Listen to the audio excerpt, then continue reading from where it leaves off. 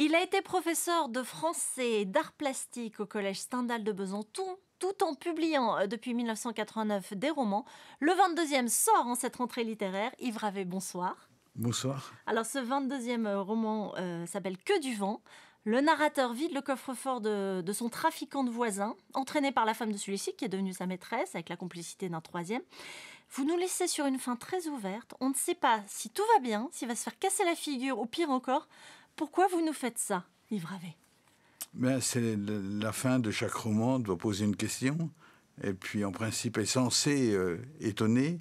Alors ce n'est pas une question de principe du tout, mais la fin est le produit de ce qui s'est déroulé dans le roman, et en principe elle trouve sa place dans le temps de l'écriture, voilà. Donc vous faites confiance au lecteur pour trouver sa propre fin, pour trouver la conclusion? Ben, c'est surtout le lecteur qui fait le plus gros travail. Ça ne veut pas dire que moi j'en ai pas fait auparavant, Oui. mais bien entendu, c'est la fin ouverte, elle permet de ne pas, de ne pas clore une situation, oui, de ne pas clore une situation, voilà.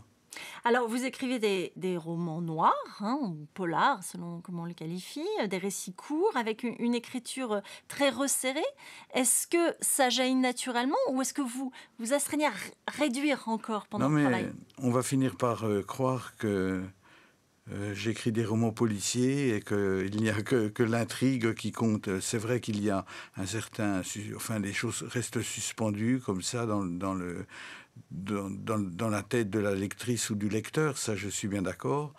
C'est vrai peut y avoir une certaine ambiance, mais c'est loin d'être, à mon sens, Du polar. contrairement à ce qu'on me dit, voilà. Je trouve qu'il y a un raccourci de pensée là de dire que j'écris du polar ou que j'écris des romans noirs.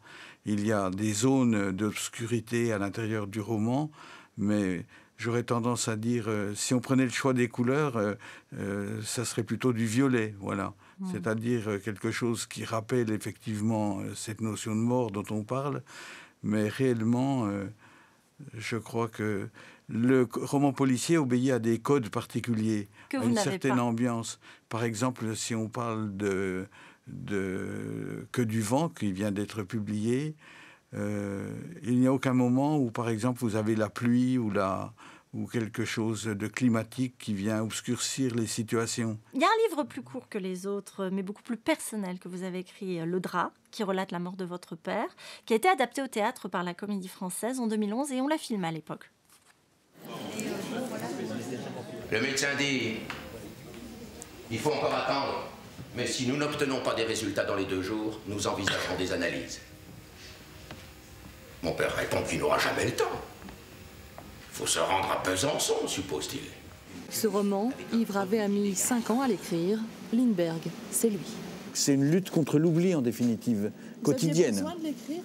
Si un roman ne correspond pas au besoin d'écrire quelque chose, vaut mieux parfois peut-être tomber la plume, quoi. Ça évitera d'encombrer les rayons des libraires, quoi.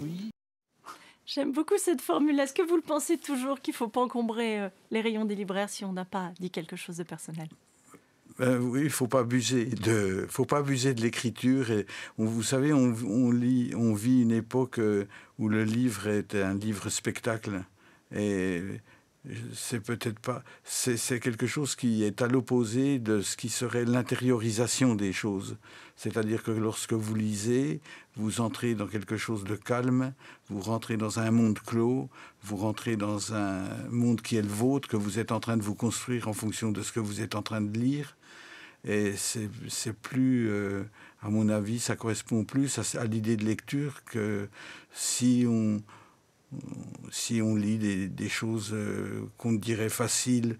Les choses faciles, c'est des choses qui font que la lectrice ou le lecteur s'ennuie au bout d'un moment, mais ne l'admet pas. Ah, je confirme qu'on n'a pas le temps de s'ennuyer avec vos œuvres. Alors, ce n'est pas le cas cette année, mais vous êtes été en lice plusieurs fois pour le Goncourt, d'autres grands prix. Vous avez déjà reçu des prix, mais des grands prix comme le Oui. Livre Inter, mais vous n'en avez pas encore eu. Jérôme Garcin, grand critique littéraire, dit que c'est un mystère doublé d'une injustice. Quel est votre sentiment à vous? Ben, je n'ose rien dire, voilà. C'est-à-dire que je n'ai aucun avis à ce sujet, parce que en même temps, je crois qu'il faut penser aussi aux jurés d'un autre côté. Et je crois que ça doit être difficile de choisir un prix, de choisir un livre et de dire celui-là doit être élu. Alors on conclut par le choix impossible. Je vous demande de piquer entre écrire ou publier. Qu'est-ce qui est le plus important, le plus fondamental ? Le plus fondamental, c'est évident que c'est écrire. Mais ça, beaucoup le font, sans automatique. Et beaucoup le font et beaucoup tentent, parce que j'ai parlé de ce livre-spectacle, tentent de le transformer en roman, de mettre l'estampille roman, parce que un roman, ça peut être aussi un peu à la mode, on va dire, un peu contemporain comme ça, alors que écrire, c'est un travail sur l'individu qui construit une histoire qui, elle, est susceptible de toucher d'autres lecteurs, d'autres lectrices, ou même des millions d'autres, selon la qualité, selon le destin du livre. Même le fait d'écrire permet de révéler cette chose qu'on a chez soi. Et moi, j'encourage tout le monde à écrire, mais je n'encourage pas du tout à publier. Eh bien, je vous encourage, nous, à continuer d'écrire pour nous ravir avec de prochains livres. Merci beaucoup, Yves Ravet. Voilà, merci.